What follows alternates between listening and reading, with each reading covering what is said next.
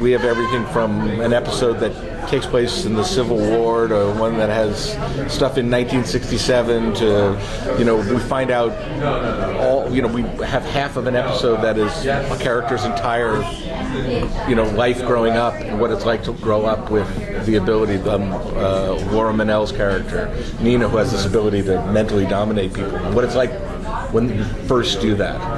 When you first realize that it isn't just because you look like Lauren Mennell that you can actually make people do what you want, but it's a real ability. So we've been able to take all the interesting areas, and the studio network has been very supportive in us just, running with them, and also being able to plan out a whole season of 13 episodes and follow a huge mythology arc that we've been able to plan from the beginning. Of course, everything we planned didn't happen, but we did plan. Well, so you have time travel if you're going back? No time travel. No time travel. No tights. No tights. No time travel. Flashbacks. We're going back a couple hundred years. Well, we as we discovered last year, there's an alpha played by John Piper Ferguson, Stanton Parrish, and he's been around for a while. That's his alpha ability. Yeah. He's hard to kill.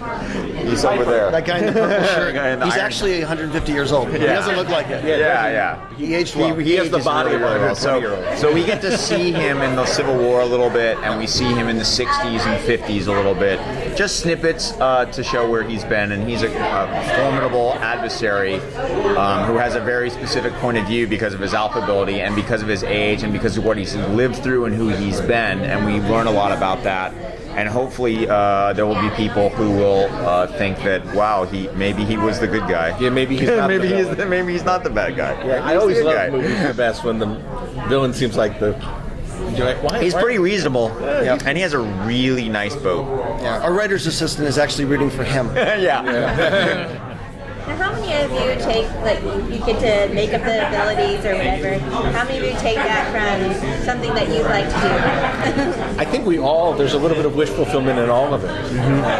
And I know that for Michael, who created the show with Zach Penn, they really looked at kind of the work of, what's his name?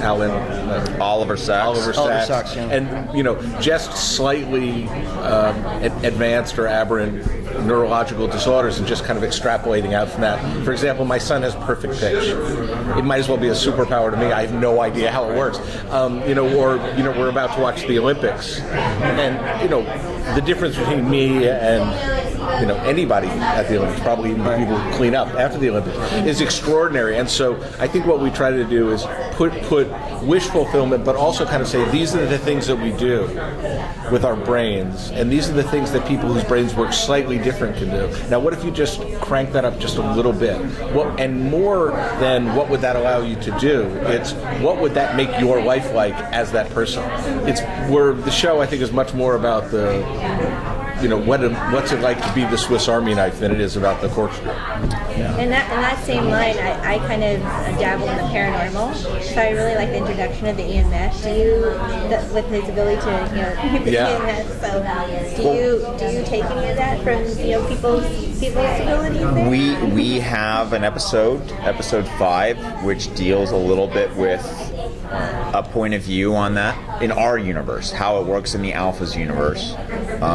And the characters have some very, very powerful experiences because of some things that are... Look, we are not a show that... We are more scientific than supernatural, and we have a very specific brain and biology point of view on our show, but we absolutely explore some of those issues in episode 5, and it's really scary and really cool, so that's a good one to look forward to. And is there a ghost? There's not really a ghost. Well, is it a... Well, anyway, you'll see. It just seems like, hearing you gentlemen talk and also hearing...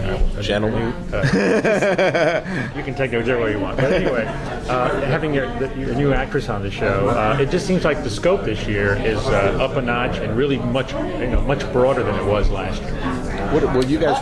well, I think the scope is definitely bigger because, last year it was like a small group of people, exploring a phenomenon that nobody knew about. And so at the end of the last season, Dr. Rosen announces to the world that alphas exist, and not that everyone's going to necessarily believe in that. It's now out there, and